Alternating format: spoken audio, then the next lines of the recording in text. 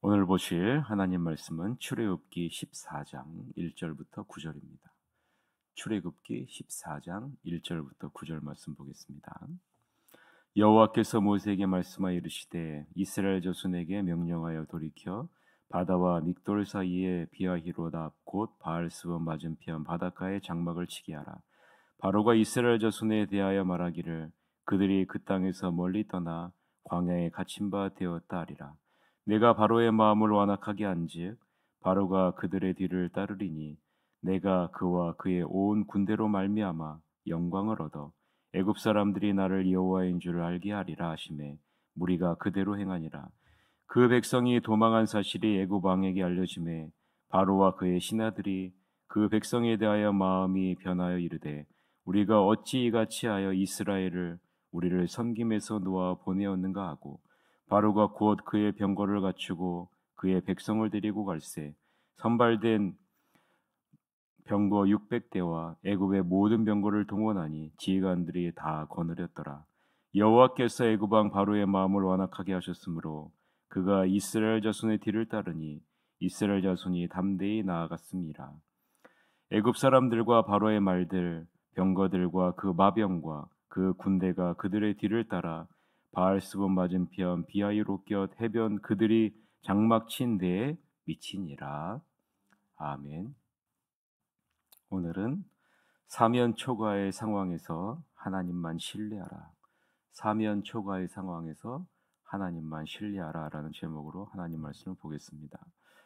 애굽에서 급하게 쫓겨난 이스라엘 백성들을 하나님은 친히 인도하십니다. 그리고 하나님은 모세를 통해 바다와 믹돌 사이에 비아히롯에 장막을 치게 하죠. 하나님이 이스라엘 백성들로 장막을 치게 한 곳은 바알스본 맞은편 바닷가라라고 기록하고 있습니다. 그 내용이 1절서부터 2절이죠. 같이 한번 읽어봅시다.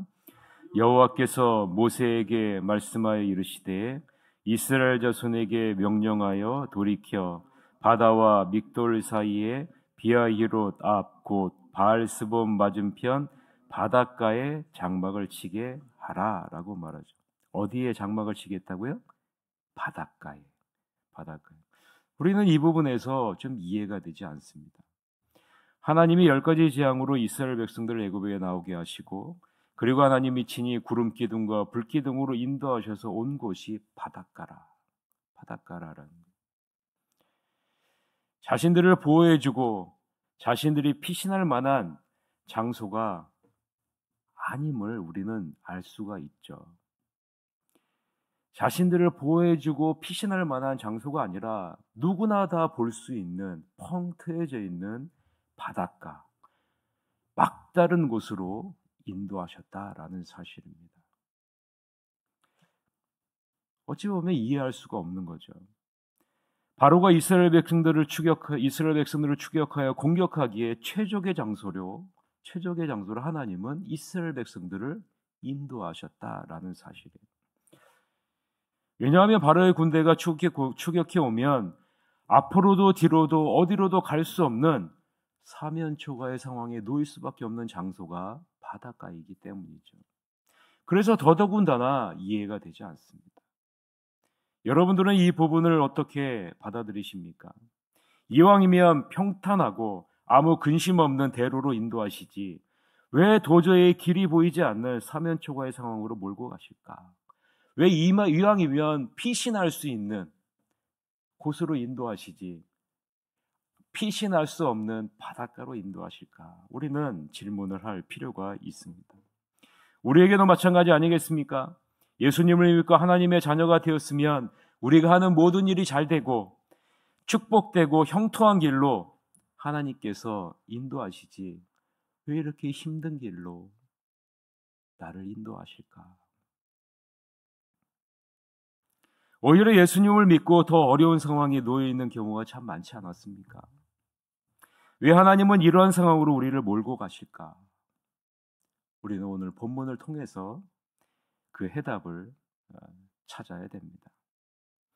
이스라엘 백성들이 애굽을 떠나 해변에 장막을 치고 있다는 사실을 들은 바로는요, 곧바로 온 군대를 소집해 이스라엘 백성들을 추격합니다. 그런데 중요한 부분이 두 번이나 반복되어지는 것을 우리는 살펴볼 수 있어요. 4절과 8절에서 두 번이나 반복되어져 있는 부분이 있는데 한번 보세요. 4절, 8절을 보면 내가 바로의 마음을 완악하게 한즉 바로가 그들을 따른다라고 얘기하고 있고 8절에 보면 여호와께서 애굽 왕 바로의 마음을 완악하게 하셨으므로 그가 이스라엘 자손의 뒤를 따르니라고 기록하고 있는 거죠. 여러분 이 두 구절에서 공통되게 나오는 부분이 어떤 부분입니까? 완악하게 했다라는 부분입니다. 이 완악하게 했다라는 이 말은요. 바로의 악한 감정과 마음이 바로 자신을 더 단단하게 못 박도록 내버려 두셨다라는 의미를 담고 있어요. 우리 안에 죄악된 우리의 마음이 나를 더 단단하게 하도록 하나님께서 그대로 내버려 두셨다라는 그대로 내버려 하나님이 간섭하지 않으셨다라는 말을 의미하고 있는 거예요. 반면에 이스라엘 백성들은 어떻습니까? 우리는 지난 시간에 살펴봤죠. 하나님이 구름 기둥과 불 기둥으로 인도하셨다라는 것은 무엇을 의미한다고요? 하나님의 간섭하심. 하나님의 우리가 누릴 수 있는 하나님의 자녀로 누릴 수 있는 가장 큰 축복이 뭐라고요? 하나님의 간섭하심이라는 거예요. 우리가 무엇을 하든지 하나님이 간섭하세요. 우리가 어디를 가든지 하나님이 간섭하세요. 이 하나님의 간섭하심이 떠났을 때 애굽의 초대왕 사울에게는 무엇이 임합니까? 악한 영이 임하잖아요. 여러분 날마다 기도하세요. 나의 삶의 순간순간마다 하나님의 간섭하심이 있기를 원합니다. 여러분 이런 기도를 여러분 주님 앞에 드려야 되는 거예요. 이것이 하나님이 기뻐하시는 성숙한 기도라라는 거죠. 그래서 어떻게 됩니까? 바로가 애굽의 모든 병거를 이끌고 이스라엘 백성들을 추격하지 않습니까? 우리는 이 부분에서 또 더 이해가 안 돼요. 바로가 애굽의 모든 병거를 이끌고 이스라엘 백성들을 추격하지 못하도록 하셔야 되는 분이 하나님 아닙니까? 그런데 오히려 모든 병거를 이끌고 이스라엘 백성들을 추격하게 하신다라는 그거를 막으셔야 되는 분이 하나님이시잖아요. 여러분 우리 그러지 않습니까? 하나님 막아주세요. 하나님 이거 안 되게 해주세요. 이렇게 얘기하고 있잖아요. 그런데 하나님은 오히려 애굽의 바로가 모든 군대를 이끌고 이스라엘 백성들을 추격하게 하신다. 그거를 허용하고 계신다. 막지 않으신다라는 거죠. 이해가 되지 않습니다. 이왕이면 추격하지 못하도록 해서 이스라엘 백성들이 편안하게 약속의 장소 가나안 땅으로 들어가게 하는 것이 맞는데 하나님은 오히려 더 어려운 상황으로 몰고 가고 계신다라는 거죠. 뒤로는 애굽의 군대가 다가오고요. 앞으로는 홍해가 그들을 가로막고 있는 상황이 펼쳐지게 하신다라는 거죠. 이해가 되십니까? 이해가 되지 않죠. 그런데 하나님이 그 이유를 설명합니다. 3절, 4절 같이 읽어봅시다. 바로가 애굽 이스라엘 자손에 대하여 말하기를 그들이 그 땅에서 멀리 떠나 광야에 갇힌 바 되었다 하리라. 내가 바로의 마음을 완악하게 한즉 바로가 그들의 뒤를 따르리니 내가 그와 그의 온 군대로 말미암아 영광을 얻어 애굽 사람들이 나를 여호와인 줄 알게 하리라 하시매 무리가 그대로 행하니라 라고 말합니다. 하나님은 애굽에 온 군대로 말미암아 무엇을 얻으시겠다고요? 영광을 얻으시겠다. 애굽 사람들이 자신을 여호와인 줄을 알게 하시겠다라고 말하고 있는 거죠. 하나님이 바로의 군대를 홍해가에 이르도록 하시죠. 그리고 마침내 이스라엘 백성들을 따라 바닷가에까지 들어가게 하십니다. 그 결과가 어떻게 됩니까?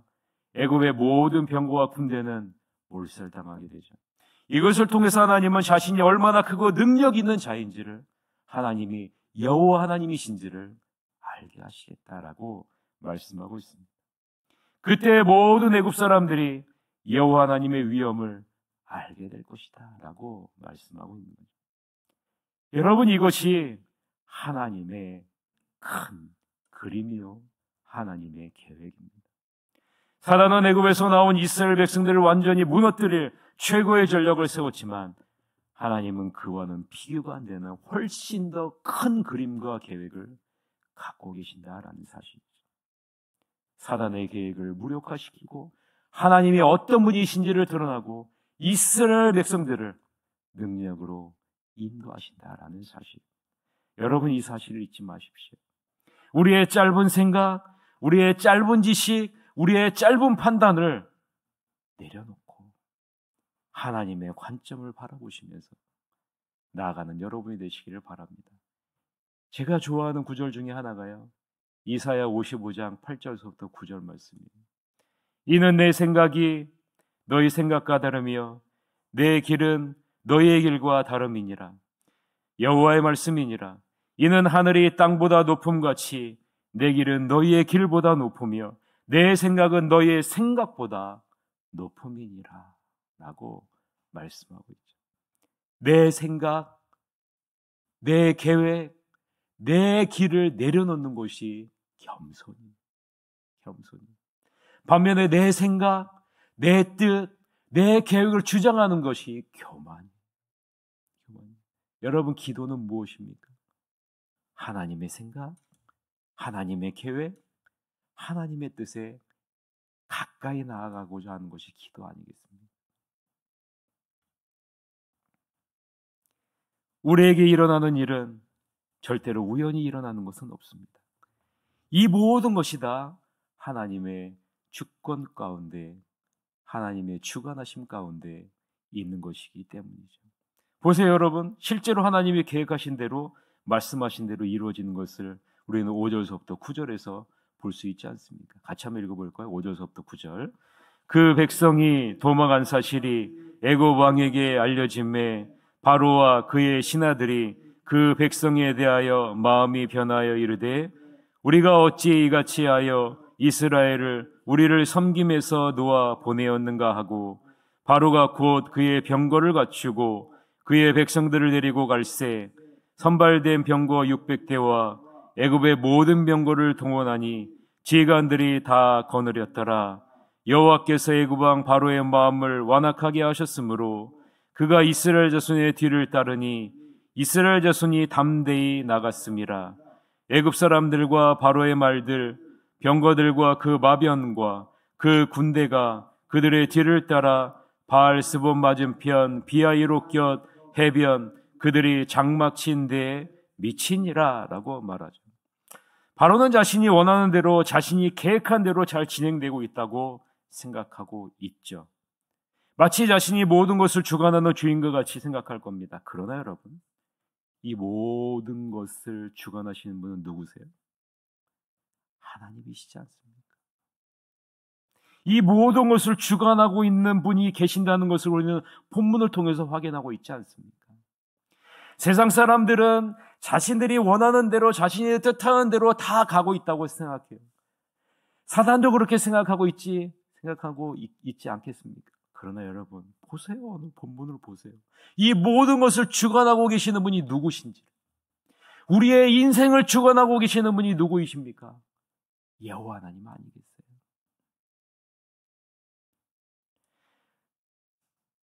어려운 사면초가의 환경과 상황을 보지 말라는 겁니다. 하나님의 자녀는 눈에 보이는 상황만 보지 말고, 눈에 보이는 사람만 보지 말고 무엇을 보라는 거예요?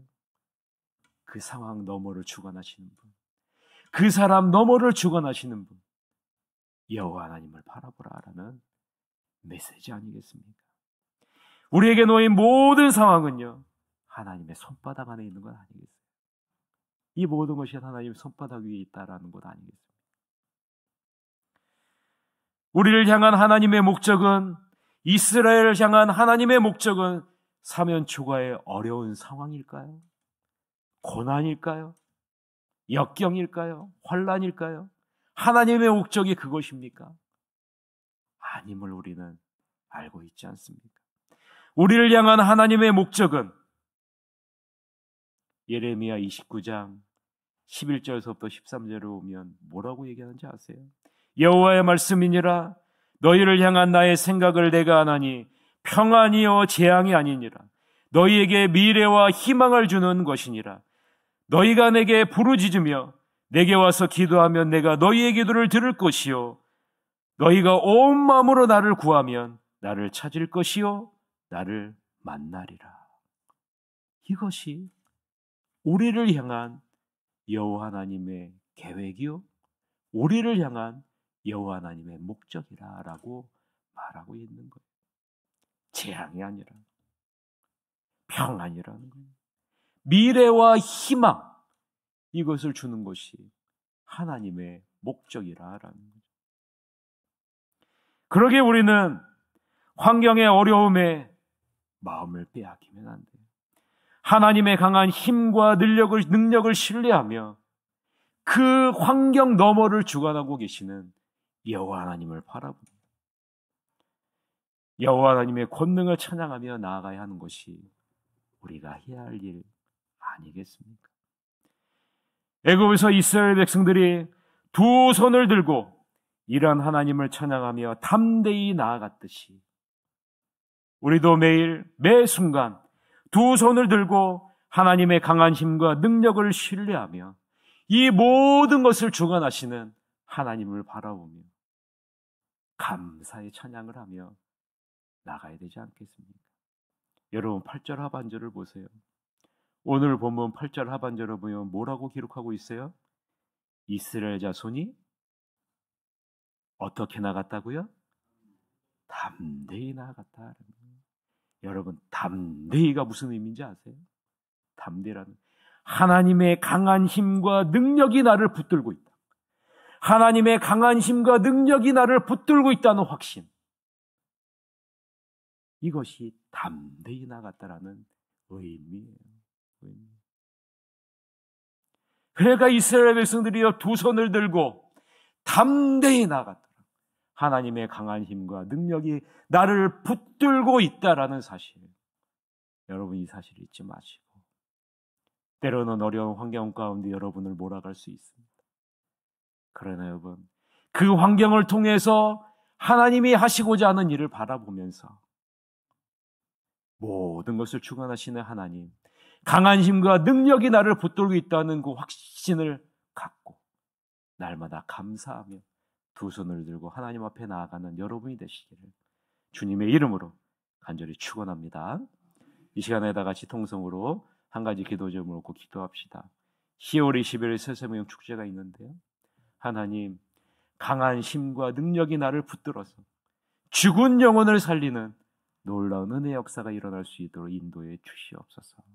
우리의 자녀들이 주님의 품으로 돌아올 수 있도록 인도해 주시옵소서. 내 이웃이 돌아올 수 있도록 인도해 주시옵소서. 기도해 주시고 수능 시험을 앞두고 있는 희은이, 민서, 혜민이 3명의 수능 시험을 보는 우리 학생들을 위해서 우리 다 같이 통성으로 기도하시러 가도록 하겠습니다. 기도하시겠습니다.